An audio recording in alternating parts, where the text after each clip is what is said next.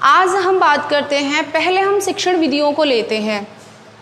आप जानते हैं बच्चों की रीट हो चाहे KBS हो, PRT हो, ऐसा कोई एग्ज़ाम नहीं है जहाँ पर आपको शिक्षण विधियों से काम ना पड़ता हो। तो आज हम शिक्षण विधियों के बारे में बात करते हैं, लेकिन अभी हमारा जो फोकस है वो है किस पर? रीट पर।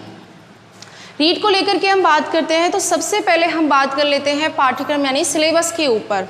सिलेबस के बारे में अगर हम बात करें तो हमारे 2 एग्ज़ाम होने वाले हैं, एक तो होने वाला है L1 में और एक होने वाला है L2 में। L1 का मतलब है 1 से लेकर 5वीं तक यानी कि लेवल फर्स्ट। लेवल फर्स्ट में जो हमें शिक्षण विधियों का भारांक देखने को मिलता है वो मिलता है कितने नंबर का? 56 नंबर का। अब आप देखिए कि 150 में से आपके 56 नंबर मात्र और मात्र शिक्षण विधियों के हैं। अगर हम इसमें भी आगे चल करके देखें, इसका विवरण करके देखें कि भाई 56 नंबर कैसे होते हैं, तो इन 56 नंबर का हम विवरण देखें तो इसमें आपके L1 में पहले आती है आपकी भाषा यानी कि लैंग्वेज फर्स्ट। लैंग्वेज फर्स्ट में जो आपके क्वेश्चन आते हैं वो आते हैं मित्रों कितने? 30 नंबर के। 30 नंबर के जब प्रश्न आते हैं तो इन 30 प्रश्नों में 15 क्वेश्चन तो आपके होते हैं ग्रामर के और 15 ही क्वेश्चन होते हैं आपके मैथड्स के। तो मोस्टली बच्चे यहाँ पर हिंदी ही चूज करते हैं और उसके बाद में आती है लैंग्वेज 2 यानी कि भाषा दूसरी। यहाँ पर कुछ बच्चे अंग्रेजी का चयन कर लेते हैं और कुछ बच्चे संस्कृत का चयन कर लेते हैं। सेम यहाँ पे भी है, यहाँ पे भी 30 क्वेश्चन होंगे जिसमें 15 आपके ग्रामर के होंगे और 15 ही आपके मैथड्स के होंगे। अगर हम हिंदी और संस्कृत या इंग्लिश के मैथड्स की बात करें तो बेहद ज़रूरी है कि हमें इन्हें इस तरह से पढ़ा जाए कि हम इनके आंसर दे सकें। बाकी के हमारे जो 26 नंबर हैं उसमें इंक्लूड हैं आपके मैथ्स, आपका साइंस, आपका EVS, इनको मिलाकर के हमारे कितने क्वेश्चन आ जाते हैं? 26। और इस प्रकार से टोटल हमारे हो जाते हैं कितने?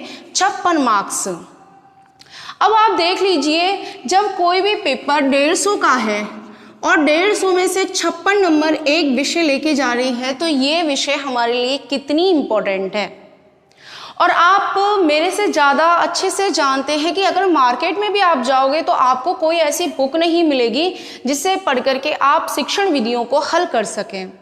और शिक्षण विधि एक ऐसी विषय है या एक ऐसी विधा है जो आपको हर एग्ज़ाम में मिलेगी। एग्ज़ाम्स की अगर हम बात करें बच्चों तो हम यहाँ पर DSSB में देख सकते हैं, हम KVS में देख सकते हैं, हम NVS में देख सकते हैं, UP TET में हम इनको देख सकते हैं। अगर आप HTET भी दे रहे हो तब भी आपको अभी हरियाणा में GVT निकलने वाली हैं, JBT में निकलने वाली हैं, उनमें भी आप शिक्षण विधियां देख सकते हैं। और अभी MP में एक TET होने वाला है, MP TET में भी आप इन शिक्षण विधियों को देख सकते हैं। और और अगर हम राजस्थान की ही बात करें तो बहुत सारे एग्ज़ाम यहाँ भी हैं जहाँ हमें शिक्षण विधियाँ देखने को मिलती हैं। अगर हम देखा जाए तो इन सारे एग्ज़ाम्स में इन सभी शिक्षण विधियों से हमारा काम पड़ने वाला है। तो आप जान ही गए होंगे कि शिक्षण विधियाँ हमारे लिए कितनी इम्पोर्टेंट हैं। वहीं पर अगर मैं L2 की बात करें तो L2 में भी सिलेबस यही रहने वाला है। यहाँ पर L1 में देखें तो वही आपके 30 प्रश्न आने वाले हैं। भाषा 2 में देखें वहाँ भी आपको 30 प्रश्न आने वाले हैं। 15 क्वेश्चन आपके ग्रामर के और 15 क्वेश्चन आपके शिक्षण विधियों के और बचे कुछ प्रश्न आपके SS में से आ जाते हैं या फिर जिनका साइंस बनता है, जिन्होंने BSc B.Ed यानी कि साइंस या मैथ बनता है, उनके इस तरह से प्रश्न आ जाते हैं। ये हमारे सिलेबस को लेकर के कुछ बातें हुई हैं। अब हम ये तो मार्क्स को लेकर के, लेकिन अभी हमें टॉपिक्स को लेकर के कोई बात नहीं हुई है कि हिंदी में क्या है और संस्कृत में क्या टॉपिक्स हैं, मैथ में क्या टॉपिक्स हैं, साइंस में हमारे क्या टॉपिक्स हैं। इन टॉपिक्स के बारे में चर्चा हम जब करेंगे जब हम मैथ्स की शिक्षण विधियां पढ़ाएंगे, साइंस की पढ़ाएंगे, हिंदी की पढ़ाएंगे और हम संस्कृत की शिक्षण विधियां पढ़ाएंगे। इस चैनल पे आपको बच्चों सभी शिक्षण विधियां बाकायदा पढ़ाई जाएंगी। और सबसे बड़ी बात है, जो बच्चे मुझे जानते हैं या मेरे द्वारा पढ़े हुए हैं उन सबको पता है कि मैडम जो शिक्षण विधियां स्टार्ट करती हैं वो इस जीरो से स्टार्ट करती हैं और जीरो से लेकर के आपका जो लास्ट टॉपिक है वहाँ तक कराते हैं। और जितने भी बच्चे हमसे पढ़े हुए हैं वो सब जानते हैं, लास्ट जितने भी एग्ज़ाम हुए हैं उनमें सारे के सारे प्रश्न आप देख सकते। और आपका यही पहले भी वादा यही था और आज भी यही है कि हमें रीड पास नहीं करानी है आपसे। अगर आपको DSSS भी देना है, KBS देना है, NBS देना है, UP TET, H TET, MP TET, ये सारे के सारे एग्ज़ाम आप इन शिक्षण विधियों के माध्यम से क्लियर कर सकते हैं। ये चर्चा तो हमारे सिलेबस को लेकर के हो गई है बच्चों, लेकिन आपका ज़्यादा समय ना खर्च करते हुए हम आज एक ऐसा टॉपिक लेते हैं जिसके माध्यम से हम इस जीरो से अपनी शुरुआत कर सकते हैं, एक इंटरेस्ट क्रिएट कर सकते हैं। क्योंकि सबको लगता है कि भाई शिक्षण विधि बड़ी टफ है, आती नहीं है, बड़ी बोरिंग है, कैसे करें कैसे नहीं करें, तमाम तरह के प्रश्न आपके दिमाग में आते रहते हैं। इसीलिए हम ऐसे टॉपिक्स को लेते हैं जहां खेल खेल के माध्यम से खुद इंटरेस्टेड होकर के और इस तरह से पढ़ सकते हैं कि जब भी आप L1 में लग गए तो आप अपने बच्चों को बाकायदा ऐसे ही पढ़ा सकते हैं और लगेगा ही नहीं कि आप कहीं भी शिक्षण विधियां पढ़ रहे हैं। तो आज हम ऐसे ही एक टॉपिक को लेकर के चलते हैं जहां से आप छोटी छोटी चीज़ों को सीख सकते हैं। तो मित्रों, आज हम जो टॉपिक ले रहे हैं, जो प्रकरण ले रहे हैं, वो एक ऐसा टॉपिक ले रहे हैं जो कॉमन है L1 वालों के लिए भी और L2 वालों के लिए भी।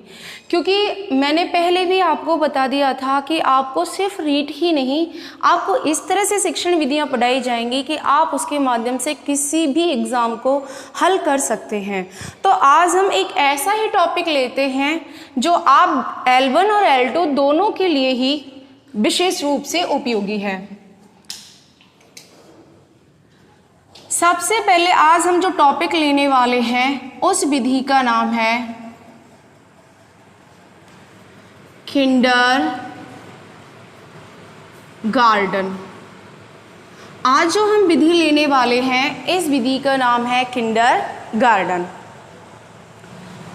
मित्रों, अगर हम इस विधि की बात करें तो विशेषतः ये विधि L1 वाले बच्चों के लिए है, यानी प्राथमिक स्तर के बच्चों के लिए है। और ये विधि इसलिए उपयोगी है, आजकल आप देखते होंगे कि हमारे जो शिक्षा मंत्री जी हैं वो बड़ा ही नवाचार कर रहे हैं। आजकल इंग्लिश मीडियम विद्यालय खुल गए हैं, तो इस तरह के अगर हमारे विद्यालय खुल रहे हैं तो हमारी जो शिक्षा है वो इसी प्रकार से दी जानी चाहिए। इसीलिए मैं विशेष रूप से इन शिक्षण विधियों को पढ़ाती हूँ, क्योंकि आपको सिर्फ आपको ऐसा ही नहीं कि रीड ही पास करनी है, आप एक अच्छे और सच्चे शिक्षक बन सकें, इसीलिए इन विधियों का ज्ञान होना हमारे लिए बेहद आवश्यक है। तो मित्रों, हम इस विधि के बारे में पढ़ते हैं, बड़े ही आसान तरीके से आपके हाथों पे एक एक चीज़ ऐसे याद हो जाएगी, ऐसा कोई प्रश्न ही नहीं बचेगा कि आप हल नहीं कर सकते हैं।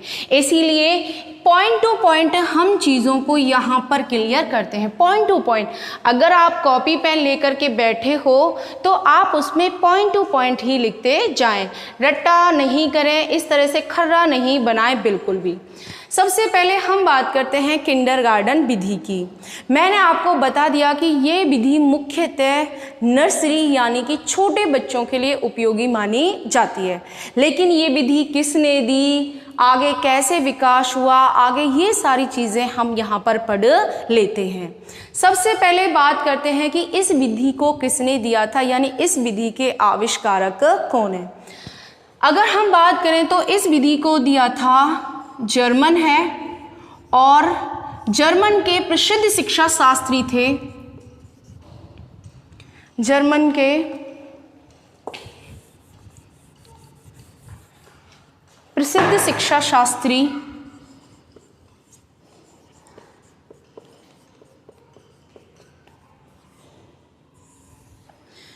फ्रॉवेल, फ्रेडरिक फ्रॉवेल, यानी कि इस विधि के आविष्कारक कौन हैं? जर्मन के प्रसिद्ध शिक्षा शास्त्री जिनका नाम कौन है? फ्रॉवेल जिनका नाम है। और सबसे बात करते हैं, कई बार इस तरह के प्रश्न भी पूछ लिए जाते हैं कि फ्रॉवेल कैसे थे। तो फ्रॉवेल कैसे हैं? कैसे हैं? आदर्शवादी हैं। कैसे हैं फ्रॉवेल? आदर्शवादी हैं। तो भाई हमारी विधि का नाम था किंडरगार्टन। और इस विधि के जनक कौन हैं? इस विधि के जनक माने जाते हैं कौन? Frederick Froebel. और ये कहाँ के थे? जर्मन के थे। और कौन थे? शिक्षा शास्त्री। और साथ में कैसे थे ये? आदर्शवादी। अगर मान लीजिए यहाँ पर आदर्शवादी ना मिले और आपको मिल जाए प्रगतिवादी, तो ये भी हमारा क्या होगा? सही प्रश्न होगा। यानी आदर्शवादी ना मिले और हमें क्या मिल जाए? प्रगतिवादी, तब भी हमारा ये सही माना जाएगा। अब ये जो फ्रॉवेल हैं, फ्रॉवेल इन्होंने ये विधि दी थी, ये कैसे दी थी? इनके दिमाग में कैसे आया?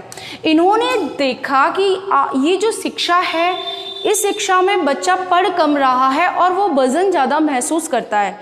तो उन्होंने एक ऐसी शिक्षा का निर्माण किया जहाँ बच्चे खेल खेल में भाषा सीख सकें, यानी शिक्षा ग्रहण कर सकें। इसीलिए इनकी मुलाकात हुई थी रूसो से और प्लेटो से। रूसो और प्लेटो इन दोनों से प्रभावित होकर के, किसने? फ्रॉवेल ने। किन से प्रभावित होकर के? रूसो से और प्लेटो से। इन दोनों से प्रभावित होकर के एक विद्यालय खोला। ठीक है। और अब हम आज बात कर लेते हैं कि ये विद्यालय कहाँ है, कैसे खोला, कब खोला। आगे हम बात करते हैं कि ये जो किंडरगार्टन विद्यालय है, इस विद्यालय को फ्रॉवेल ने किन से प्रभावित होकर के? रूसो और प्लेटो से प्रभावित होकर के खोला था। और ये जो विद्यालय खोला था, ये खोला था 1837 में। कब खोला गया था बच्चों? 1837 में। और जो खोला गया था वो कहाँ खोला गया था? जर्मनी में। कहाँ खोला गया था? जर्मनी में। ये प्रश्न बच्चों आपसे DSSB-PRT में पूछा जा चुका है कि जो किंडरगार्टन विद्यालय है वो कहाँ पर स्थित है। तो कहाँ पर स्थित है बच्चों? जर्मनी में। लेकिन मान लीजिए वो इसी प्रश्न को थोड़ा घुमाकर पूछ ले और आपको एक जगह दे दे, तो उस जगह का नाम है ब्लैकेनबर्ग। इस ब्लैकेनबर्ग में, यानी जर्मनी के ब्लैकेनबर्ग में 1837 में फ्रॉवेल ने क्या खोला? विद्यालय खोला। लेकिन इसका नाम अभी किंडरगार्टन नहीं रखा। इसी विद्यालय का नाम 1839 में, कौन से सन में? 1839 में नाम रख दिया क्या? किंडरगार्टन। तो देखिए बच्चों, सबसे पहले हम बात करते हैं कि इस विधि के जो जनक हैं वो कौन हैं? जर्मन के प्रसिद्ध शिक्षा शास्त्री फ्रॉवेल। और फ्रॉवेल कैसे हैं बच्चों? आदर्शवादी हैं, जो कि प्रभावित हुए थे रूसो और प्लेटो से। रूसो और प्लेटो से प्रभावित होकर के 1837 में जर्मन के ब्लैकेनबर्ग में इन्होंने एक विद्यालय खोला और इसी विद्यालय का नाम 1839 में रख दिया किंडरगार्टन। अब इस शब्द के बारे में थोड़ी सी चर्चा कर लेते हैं कि इस शब्द के मीनिंग क्या हैं। लेकिन उससे पहले ज़रूरी जानना है कि ये जो विद्यालय खोला था ये कितने साल के बच्चों के लिए खोला था। तो ये जो विद्यालय है, ये विद्यालय खोला था कितने साल के बच्चों के लिए? 4 से 8 साल के बच्चों के लिए। हमेशा याद रखें, कई बुक्स में इसको कई डेट दे रखी हैं, लेकिन सबसे ज़्यादा इम्पोर्टेंट है 4 से 8 वर्ष के बच्चों के लिए। अब हम इस शब्द पे चर्चा कर लेते हैं, किंडरगार्टन शब्द के ऊपर। किंडरगार्टन जो शब्द है बच्चों, ये 2 शब्दों से मिलके बना है। एक का नाम है किंडर और एक का नाम है गार्टन।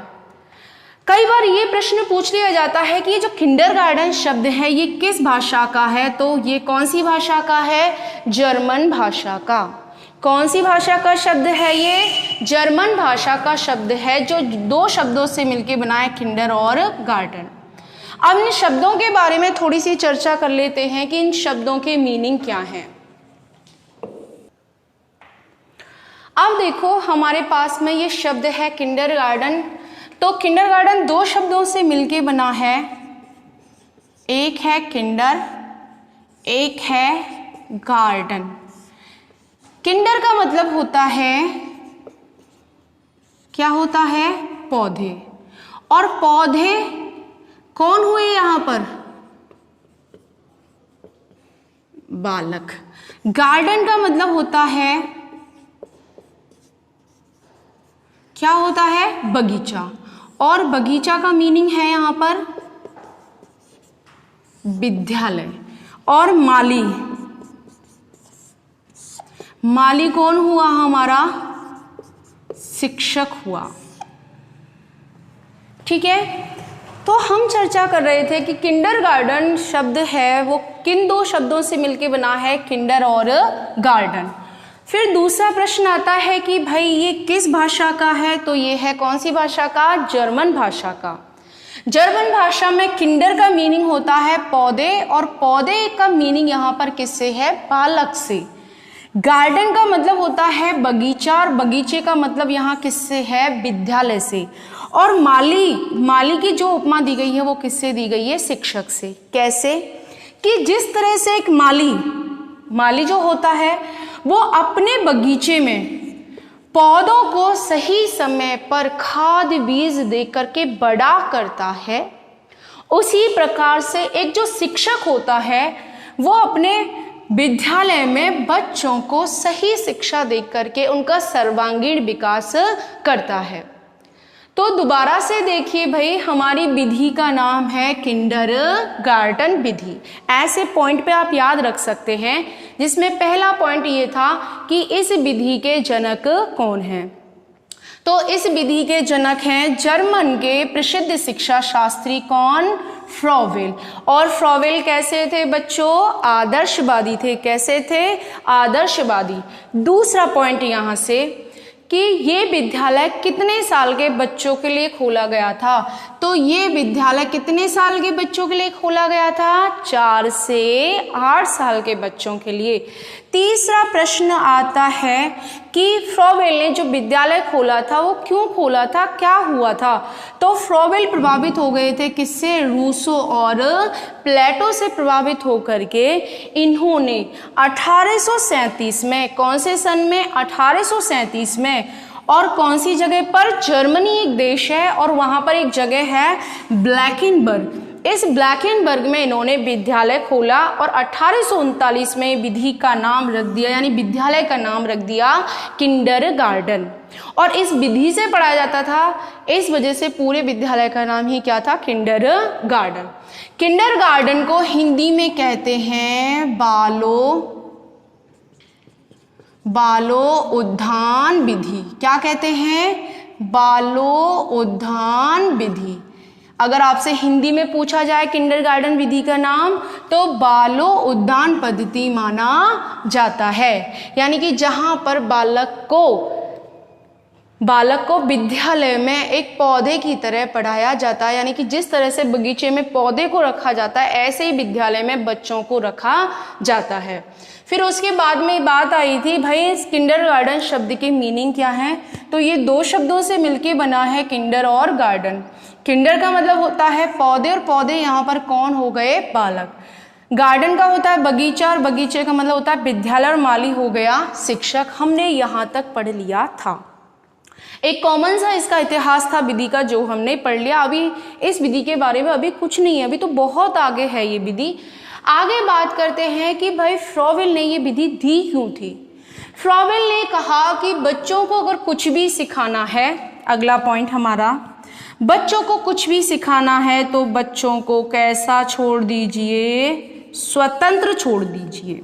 बिल्कुल फ्री छोड़ दीजिए।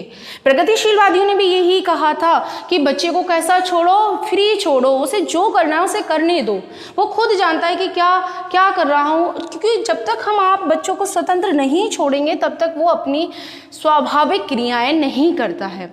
इसीलिए फ्रॉवेल ने बल दिया किस पर? स्वतंत्रता पर। क्यों बल दिया? कि स्वतंत्रता पर बल दे करके ही वो क्या कर सकेंगे? स्व अभिव्यक्ति कर सकते हैं। कैसे?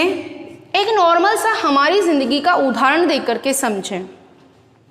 आप लोग हैं, अपने घर पे रहते हैं, और अपने जब घर पे रहते हैं और आपके माता पिता हों तो आप वह नेचुरल अभिक्रियाएं नहीं कर पाते हैं जो आपको करने की ज़रूरत, जो आप करना चाहते हैं, क्योंकि आप क्या नहीं हैं, आप स्वतंत्र नहीं हैं। और अगर आप स्वतंत्र नहीं हैं तो आप अपनी नेचुरल अभिक्रियाएं नहीं करेंगे। इसीलिए फ्रॉवेल ने कहा कि भाई बच्चों को कैसा छोड़ो? स्वतंत्र छोड़ो, फ्री छोड़ो, जो करना चाहते हैं उन्हें करने दो। तो इन्होंने कहा कि भाई बच्चों को कैसा छोड़ा जाए? स्वतंत्र छोड़ा जाए। स्वतंत्र छोड़ा जाए तभी वो क्या करेंगे? अभिव्यक्ति। जैसे कि मैं आपको बताती रहती हूँ, क्लास में भी बताता है कि अगर एक सर्वे कहता है कि अगर लड़कियां घर पे अकेली हैं और स्वतंत्र हैं तो वो क्या करती हैं? साज सज्जा करती हैं, साड़ी मेकअप वगैरह करती हैं। और लड़के वहीं अगर उनको फ्री छोड़ा जाए तो वो क्या करते हैं? मोबाइल लिया, कभी पबजी खेल रहे हैं, कुछ खेल रहे हैं, क्योंकि वो कैसे हैं इस समय? स्वतंत्र हैं। और स्वतंत्र हैं तो कैसे कर रहे हैं? स्व अभिव्यक्ति कर रहे हैं, उन पे कोई रोक टोक नहीं है।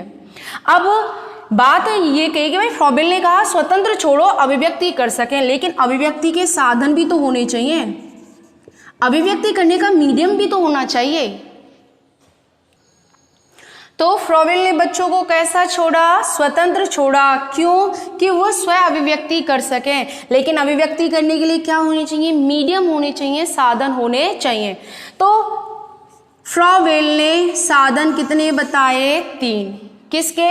अभिव्यक्ति करने के। अभिव्यक्ति, खुद की अभिव्यक्ति। कितने साधन? 3। अब इन 3 साधनों के बारे में चर्चा करते हैं।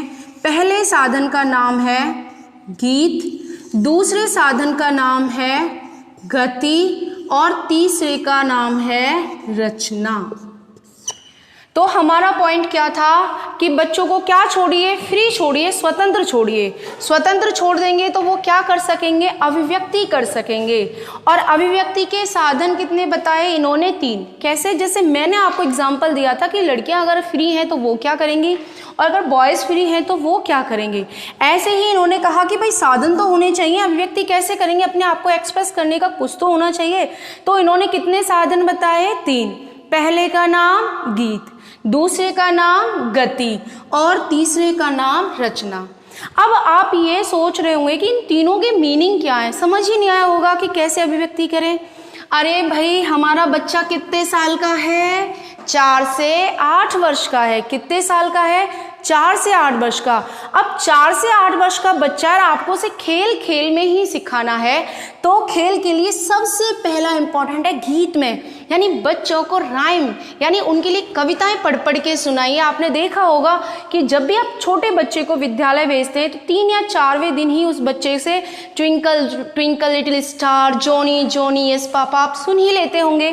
गति, यानी जब आप गीत सुनाएं तो उसमें अभिनय का भी समावेश होना चाहिए कि twinkle twinkle little star, Johnny Johnny yes papa, क्योंकि बच्चा इसमें पूरा का पूरा कैसा रहता है?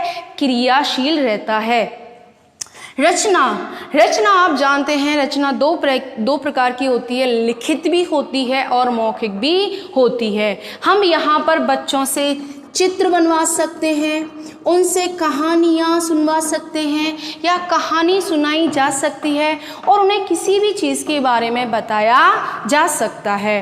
तो हम यही पढ़ रहे थे कि फ्रॉवेल ने बच्चों को क्या दी? स्वतंत्रता दी, उनको फ्री छोड़ा और क्या कर सके? वो अभिव्यक्ति कर सकें। लेकिन अभिव्यक्ति के लिए भी साधन कितने बताए इन्होंने? 3। और 3 साधनों में पहले का नाम गीत, दूसरे का नाम गति और तीसरा है रचना। इन तीनों मीडियमों से, इन तीनों माध्यमों से बच्चे क्या कर सकते हैं? अभिव्यक्ति कर सकते हैं। तो दोबारा से देख लेते हैं हमारी विधि का नाम किंडरगार्टन। अभी हमने अभिव्यक्ति के कितने साधन पढ़े? 3, गीत, गति और रचना। अब हम पढ़ते हैं इस विधि के सिद्धांत कि ये विधि किन सिद्धांतों पर कार्य करती है। अभी आप लोग ये सोच रहे होंगे कि भाई सिद्धांत क्या होते हैं, सूत्र क्या होते हैं। ये सारी चीज़ें हम आपको अगले वीडियो में बताएंगे, क्योंकि अभी तो ये सिर्फ हमारी एक ये कहें कि एक परिचय मात्र है, एक जीरो है जहाँ पर आपको एक रुच्यात्मक तरीके से हम अपने आप को जोड़ सकें। इसीलिए आगे हम जो वीडियो बनाएंगे उसमें आपके लिए सूत्र क्या होते हैं, सिद्धांत क्या होते हैं, किन किन सिद्धांतों पे कार्य करते हैं, इन सारी चीज़ों के बारे में विस्तृत रूप से चर्चा करेंगे। लेकिन अभी हम बात करते हैं किंडरगार्टन विधि के सिद्धांत कितने हैं। होने को सिद्धांत बहुत हो सकते हैं, लेकिन बेसिकली ये विधि कितने सिद्धांतों पे कार्य करती है? 3 सिद्धांतों पे कार्य करती है। पहला सिद्धांत है क्रियाशीलता का सिद्धांत। दूसरा सिद्धांत है अभिव्यक्ति का सिद्धांत। और तीसरा सिद्धांत है हमारा एकता का सिद्धांत, जिसे हम कह सकते हैं सामाजिकता का सिद्धांत। तो इस विधि के साधन कितने बच्चों? 3। पहला गीत, दूसरा गति, तीसरा रचना। ऐसे ही इस विधि के सिद्धांत भी कितने हैं? 3। पहले सिद्धांत का नाम क्रियाशीलता, दूसरे का नाम अभिव्यक्ति यानी स्व अभिव्यक्ति, और तीसरे का नाम है एकता यानी सामाजिकता का। अब इनको समझ लेते हैं। क्रियाशीलता, फ्रॉबेल ने, यानी कि अगर हम बात करें कि खेलों के बारे में भी सबसे ज़्यादा जो बल दिया है वो फ्रॉबेल ने दिया है। फ्रॉबेल ने कहा कि बच्चों को क्रियाशील रखिए, उनको खेल खेल में खिलाइए, क्योंकि बच्चे को आप जितना क्रियाशील रखेंगे वो उतनी ही अच्छे से चीज़ों को सीख सकता है। दूसरा सिद्धांत है अभिव्यक्ति का, बच्चे को खुद करने दो। तभी तो इन्होंने कहा कि बच्चे को भाई कैसा छोड़ो? स्वतंत्र छोड़ो। स्वतंत्र छोड़ोगे तभी वो क्या करेगा? अभिव्यक्ति करेगा। और जब हम खुद कोई भी काम करते हैं तो हमारे खुद के अनुभव उससे परिपक्व होते हैं। और तीसरा है एकता का सिद्धांत, क्योंकि बच्चा हमारा कितने साल का है? 4 से 8 साल का बच्चा। और सबसे ज़्यादा जरूरी गुण होता है बच्चे में किसका विकास करना? सामाजिकता का, क्योंकि मनुष्य कैसा प्राणी होता है? सामाजिक प्राणी होता है। तो उसे समाज में एडजस्ट यानी सामाजिकता के गुण आना उसमें बहुत जरूरी हो जाता है। तो इस विधि के सिद्धांत भी कितने हैं बच्चों? 3। पहला क्रियाशीलता का, दूसरा अभिव्यक्ति का, तीसरा एकता यानी कि सामाजिकता का सिद्धांत। अब ये बात तो भाई ये तो ये कहें कि एक तरह से थ्योरी चल रही थी। अब प्रैक्टिकल इस विधि में क्या हुआ? तो फ्रॉबेल ने, किसने? फ्रॉबेल ने बच्चों को पढ़ाने के लिए एक विषय सामग्री अपनाई और उस विषय सामग्री को कहा गया उपहार, जिसे आप कहते हैं गिफ्ट, उपहार। यानी कि फ्रॉबेल ने जो शिक्षण सहायक सामग्री अपनाई थी उनको कहा गया उपहार कहा गया, यानी क्या कहा गया? गिफ्ट। देखिए बच्चों, अगर आपको यहाँ से कोई भी ऐसा प्रश्न आए कि सबसे पहले शिक्षण सहायक सामग्री का प्रयोग किसने किया था, तो उसके लिए हमारा सीधा सा आंसर है कौन? फ्रॉबेल। शिक्षण सहायक सामग्री, सबसे पहले शिक्षण सहायक सामग्री का प्रयोग किसने किया था? फ्रॉबेल ने।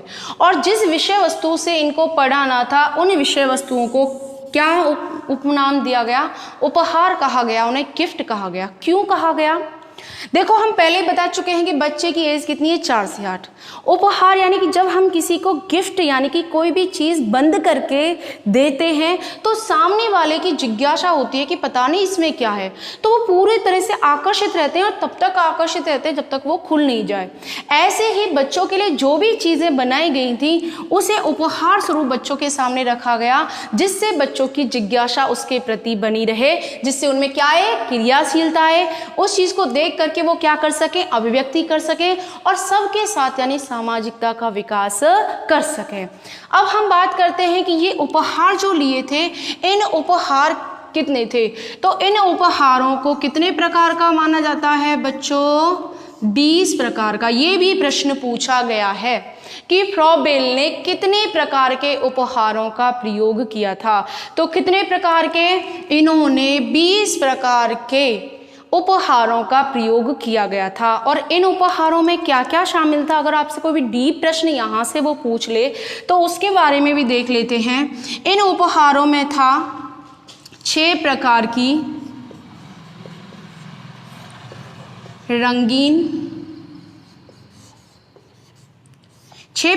रंगीन गेंदें थी, और दूसरा था राडेलिंग। राडेलिंग का मतलब होता है छड़ होती है ना, उन छड़ से आकृतियों में रंग भरना।